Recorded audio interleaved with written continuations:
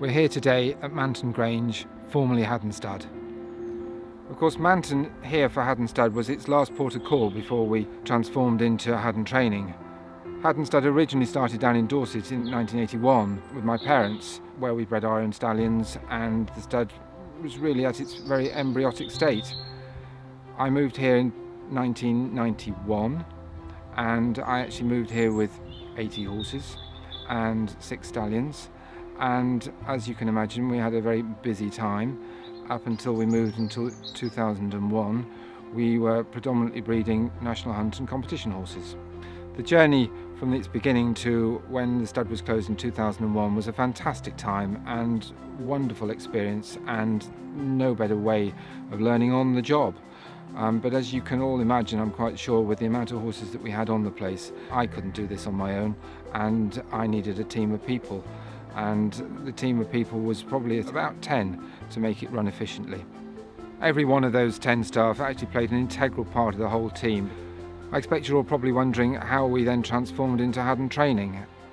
Well, that wasn't actually by design. In 1996, I was offered a contract by the Training Enterprise Council to train our own staff, which was then for the NVQs.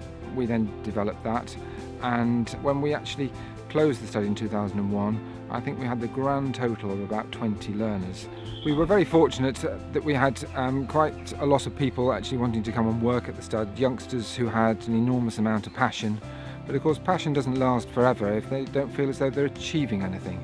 Therefore, the training had to come in, not only for them to feel as though they were fulfilling something and making progress. The training was obviously critical for us to be able to do a good job and look after the horses and keep our clients happy. I learnt over the 25 years of running the stud that the old adage of there is only one thing worse than having no staff, and that is badly trained staff, is 100% true.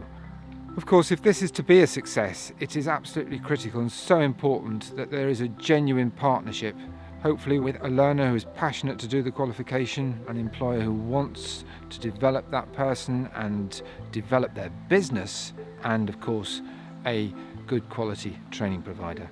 Having started with Haddon Training in the year 2000, we've used them for various parts of our training programs, with the young apprentices, with our transport managers, and also with some of our experienced staff.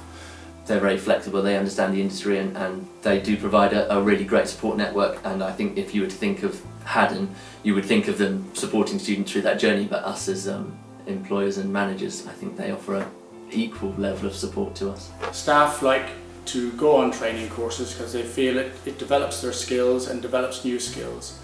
And with the help of Haddon, we find that staff improve very, very quickly in their work, and it gives them confidence with their workmates and also with my clients. The consistency, the very high standard, quality with a capital Q, all the way through, at all levels. Over the last few years, the company has seen quite a bit of diversification into 2 different sectors, the animal care and the business sector. It was by design that the business sector qualifications were added to assist people in making their businesses a success, no matter what type of business, whether it be rural or working in a town, in a city, in a warehouse or in a hospital.